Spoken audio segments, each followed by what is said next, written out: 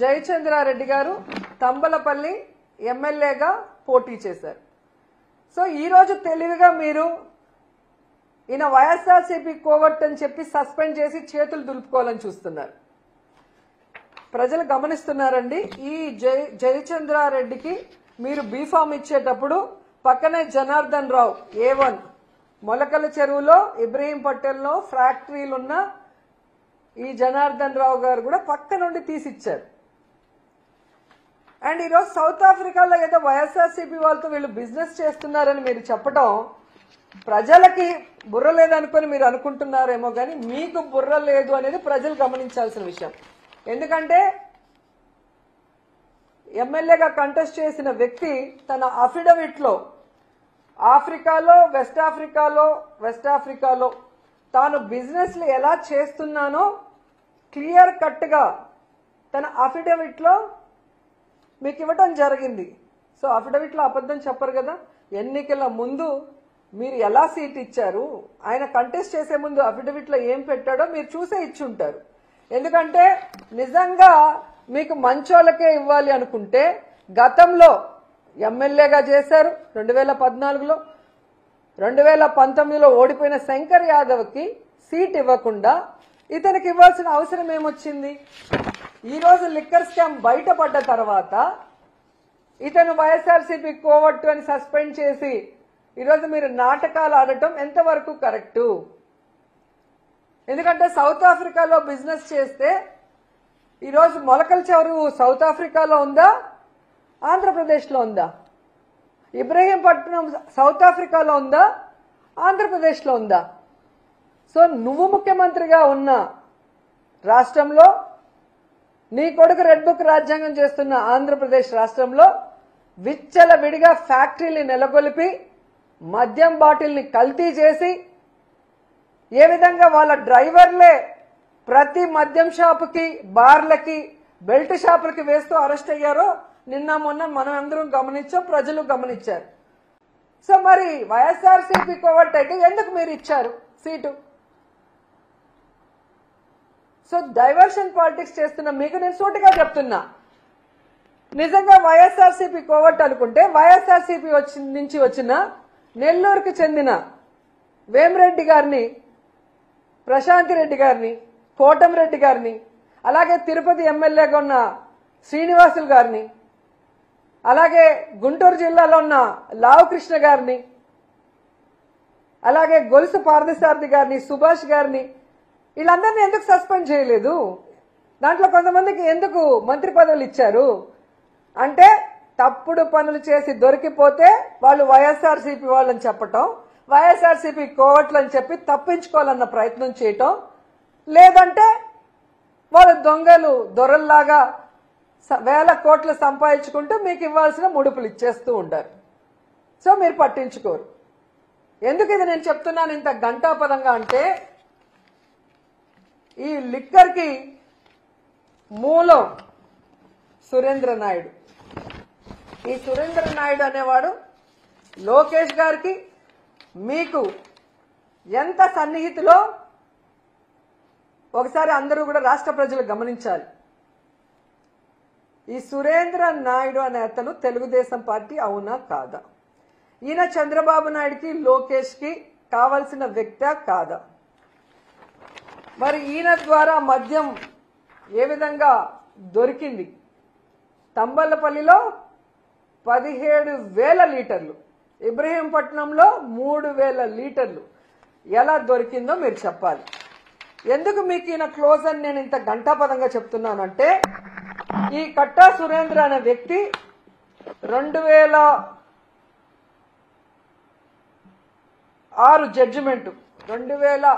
జడ్జిమెంట్లో ఇతను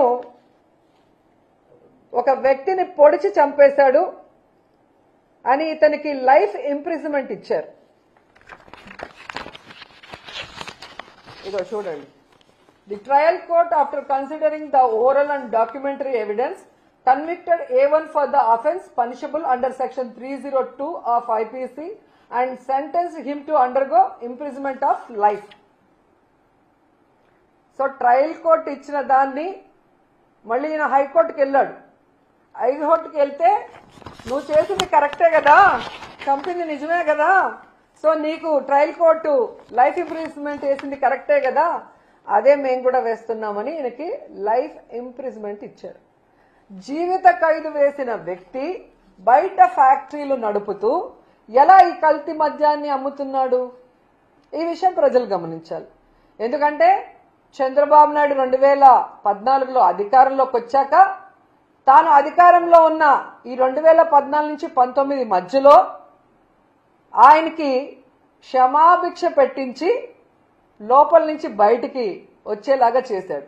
మరి ఎంత ప్రేమ ఉంటే, వీళ్ళ మధ్యలో ఎంత బాండింగ్ ఉంటే ఆయన్ని బయటికి తీసుకొస్తాడు? ఒక జీవిత ఖైదీని, ఒక మనిషి ప్రాణాన్ని నిలువునా తీసిన వ్యక్తిని బయటికి తీసుకొచ్చాడు అంటే చంద్రబాబు నాయుడు లోకేష్కి ఈయన ఎంత క్లోజో మనం అర్థం చేసుకోవాలి. అంటే క్రిమినల్స్ కి చంద్రబాబు నాయుడు ఆశ్రయం ఇచ్చి బయటికి తెచ్చి వాళ్ళు చేసే యదవ పనులకి వీళ్ళని ఇన్ఛార్జీలుగా పెట్టి ఈ కలెక్షన్లని ఇప్పుడు కరకట్టుకు పంపిస్తున్నాడా, హైదరాబాద్ లో చంద్రభవనానికి పంపిస్తున్నాడా, సిబిఐ నిర్ణయించాలని నేను కోరుకుంటున్నాను.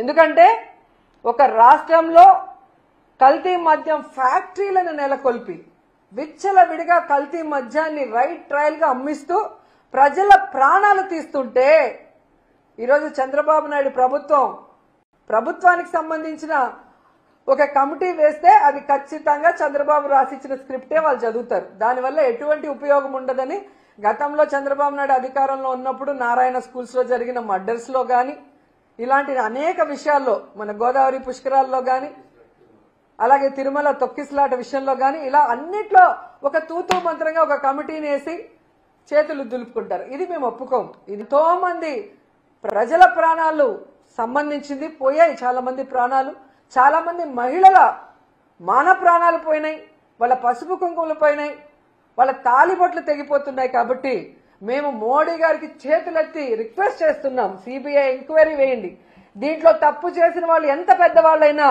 వాళ్ళని శిక్షించండి అని కూడా ఈ సందర్భంగా తెలియజేసుకుంటున్నాం.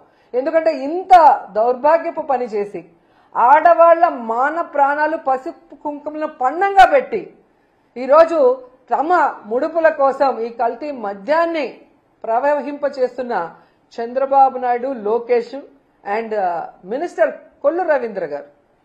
ఎందుకంటే ఈ కొల్లు రవీంద్ర గురించి మనం చెప్పుకోవాలి. ఈయన మైన్స్ కి వైన్స్ కి రెండింటికి మినిస్టర్ గా ఉన్నాడు. ఈయన సిగ్గు లేకుండా మాట్లాడతాడు. ఇంత ప్రూఫ్స్ తో కూడా దొరికితే చంద్రబాబు నాయుడు ఏమో వైఎస్ఆర్సీపీ వాళ్ళతో ఎక్కడ సౌత్ ఆఫ్రికాలో బిజినెస్ చేస్తున్నారని ఒక డైవర్షన్ కట్టుకథ చెప్తుంటే, ఈ కొల్లు రవీంద్ర చెప్తాడు ఈ కల్తీ మద్యం తయారు చేసింది మేం కాదు, వైఎస్ఆర్సీపీకి చెందిన వాళ్ళు అని. నేను సూటిగా అడుగుతున్నాను కొల్లు రవీంద్రని, చంద్రబాబు నాయుడిని, లోకేష్ని, వైఎస్ఆర్సీపీ వాళ్ళు 16 నెలలుగా కల్తీ మద్యం చేస్తుంటే మీరు గాడిదలు కాస్తున్నారా? మీ ప్రభుత్వం నిద్రపోతుందా అని నేను అడుగుతున్నా. అండ్ ఈరోజు కొల్లు రవీంద్ర గారి కళ్ళు కాకులు ఎత్తుకుపోయినట్టున్నాయి. ఈ కల్తీ మద్యంలో వచ్చిన ముడుపుల వల్ల కళ్ళు బైర్లు కమ్మినాయి అనుకుంటా. ఇలా సిగ్గు లేకుండా ఆయన మాట్లాడుతూ, ఈరోజు నువ్వు తెలుసుకోవాల్సింది కొల్లు రవీంద్ర, మీ ఎక్సైజ్ అధికారులు ప్రెస్ మీట్ పెట్టి ఈ కల్తీ మద్యం కూటమి ప్రభుత్వం హయాంలో ఇప్పుడే జరిగిందని క్లియర్ కట్ గా చెప్పారు. ఆ ప్రెస్ క్లిప్పింగ్ లో ఒకసారి చూసుకుంటే నీకు బుద్ధి వస్తుందని కూడా ఈ సందర్భంగా తెలియజేసుకుంటున్నా. ఎందుకు కొల్లు రవీంద్ర గురించి మాట్లాడాల్సి వస్తుందంటే, ఈయన పైకి చాలా గొప్ప వ్యక్తిలాగా మాట్లాడుతున్నాడు, చేసిన తప్పులు సరిదిద్దుకోకుండా. ఇటు వైన్స్ లో అటు మైన్స్ లో ఈ రాష్ట్రాన్ని గుండు కొరిగిచ్చేస్తున్నాడు. ఎందుకంటే నగిరిలో మేము చూస్తున్నాం, కొండలు కొండలు కరిగిపోతున్నాయి.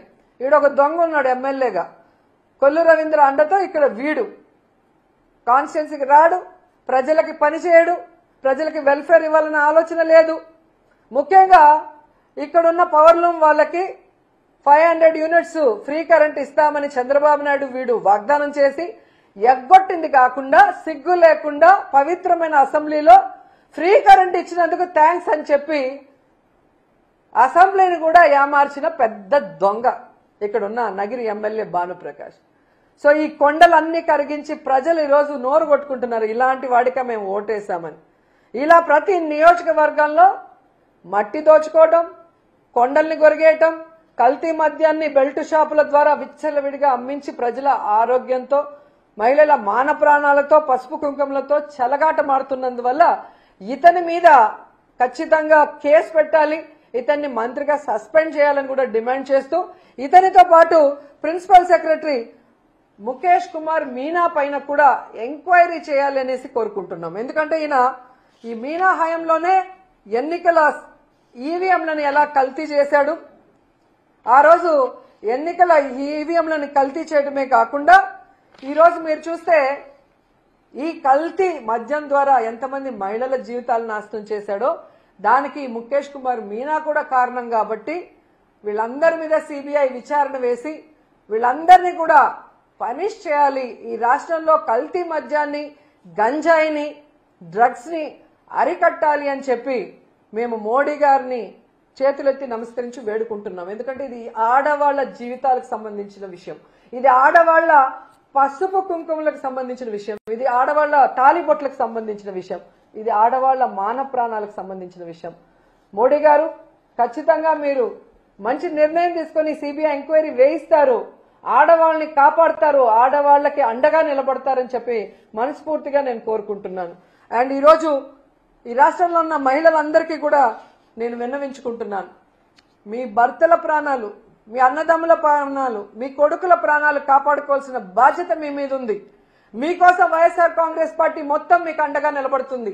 రేపు రాష్ట్ర వ్యాప్తంగా ఈ కల్తీ మద్యం మీద ఎక్సైజ్ ఆఫీసుల ముందర ధర్నా చేస్తున్నాం. మీరందరూ కూడా వచ్చి కలుసుకోండి.